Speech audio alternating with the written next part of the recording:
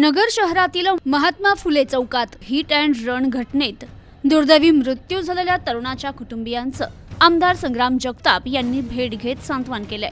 नगर शहरातील महात्मा फुले चौकात सोमवार दिनांक 25 नोव्हेंबर रोजी सायंकाळी एक धक्कादायक घटना घडली। एका चारचाकी चालकाचा आपल्या गाडीवरील ताबा सुटला आणि त्याने रस्त्याच्या बाजूला उभ्या असलेल्या नागरिकांना चिरडल्याची घटना घडली। यात सारसनगर येथील कानडे मळ्यातील रवींद्र रमेश कानडे या 30 वर्षीय युवकाचा दुर्दैवी मृत्यू झाला।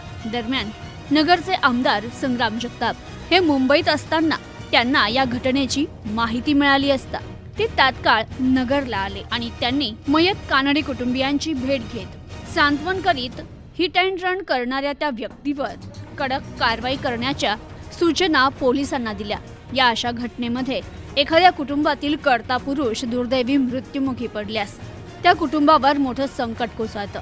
कुटुंबाचा आधार निघून जाण्याचं काम अशा घटनांमुळे होतं।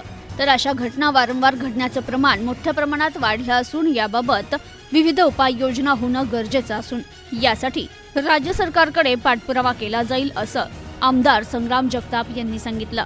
यावेळी त्यांच्या समवेत माजी नगरसेवक प्रकाश भागानगरे हे उपस्थित होते। प्रतिनिधी जाईद शेख, न्यूज टुडे 24, अहमदनगर।